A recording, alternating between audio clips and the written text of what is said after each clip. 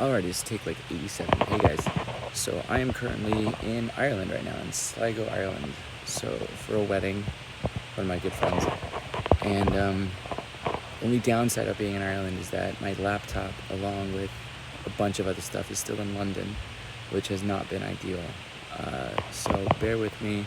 I've done all of my work on my iPhone, on Wi-Fi when I can get it. So we'll see how this works.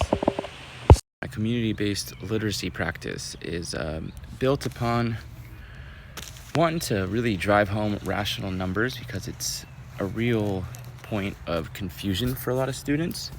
So I want to make something really concrete that works towards those literacies, and at the same time I wanted something that parents can participate in with really low barriers for them to engage with their student.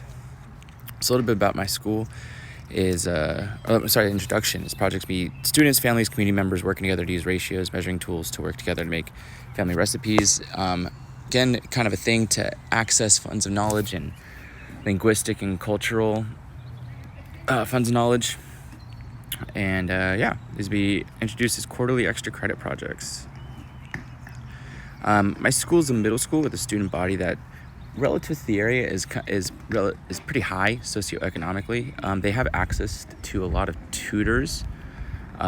We as a district provide tutoring, and we also have homework hubs. So I really wanted something that would supplement the educational experience, learning experience that wasn't tutoring. Because originally I wanted something where parents could teaching parents, but it's kind of hard. It's I can't teach parents my unit in an hour, and they probably don't want to do that. So again, working towards something that they can engage with that isn't too far out of their normal day-to-day lives.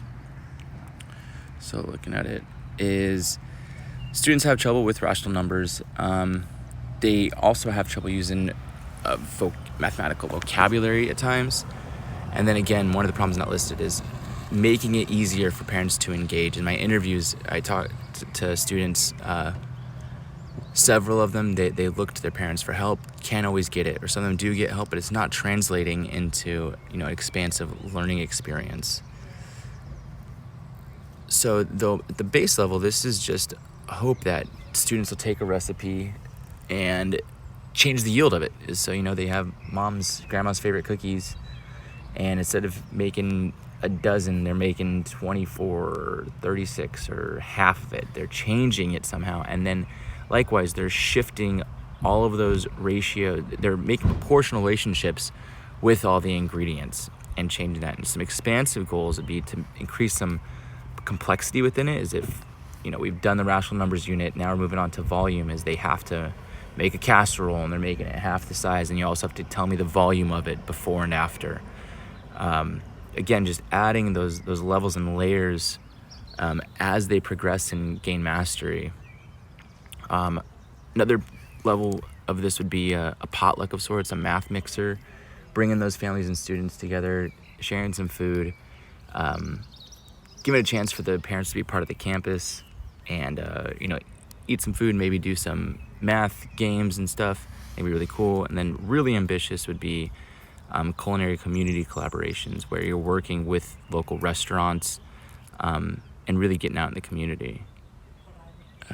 Procedures: students to make a video with their parent introducing the recipe, footage of them cooking together, some footage about the student explaining the process they went through in order to create this proportional product. And that's the next one. And then students also need to provide documentation of the learning, is the original recipe plus a new recipe, and then a separate document of the work they did, of all the stuff they did by hand, to show that they worked this all out. They didn't just punch it into an app or a calculator. And then I think it also adds a nice little thing where maybe you could put it together as a cookbook, because we're talking 3 opportunities a year, 3 or 4, and you got a couple dozen recipes that you can include in the yearbook or a little pamphlet that kids could enjoy. This would be introduced midway through the first quarter. That's right around when rational numbers are introduced. And then just repeating once a quarter, I think it'd be a great way to break up the year, especially those dog days in October, this stretch in April where you're getting a lot of stuff with no breaks. And then the yearbook would be kind of the culmination of a lot of these things the kids made. Budget at its base, it really costs nothing. It's just ingredient costs for the students. And then if we have the math mixer, you're looking at some facilities labor, have an admin on, incidental costs for food, drinks that I'd provide. So looking at around $210 per mixer, which is fairly manageable. Personal stakeholders for teachers and staff. This requires extra time grading, evaluating math and videos. It requires just the hours for people to put in and be there. If we're involved in the greater community, though, I think there's a real potential for this to be maybe some positive media coverage. If this thing did get big, I work for public charter, and we were talking about how to get some attention and enrollment outside of traditional advertising. So, and I think it'd be a great way to get some goodwill out in the community. For parents, that's the most important factor of success, is getting that parental involvement. So it's just going to take them taking a couple minutes out of their day, but at its core is hopefully this is something within their lives that they're just kind of bringing their student into and having more of an active role. Then community restaurants playing a role would be really fantastic, and having field trips and kids getting to see these mathematical concepts used in a very real way is, a local bakery having a double, quadruple, make massive amounts of a recipe and adjust it. Rational numbers assessments will be given before and after, just to kind of keep track of where students are at.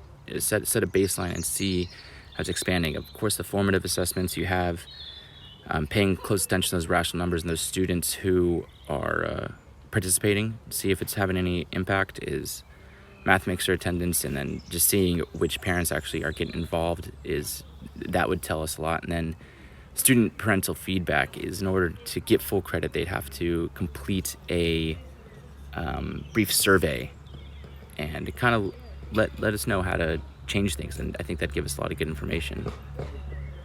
Next steps is, I think it'd be to spread to other campuses if things were successful.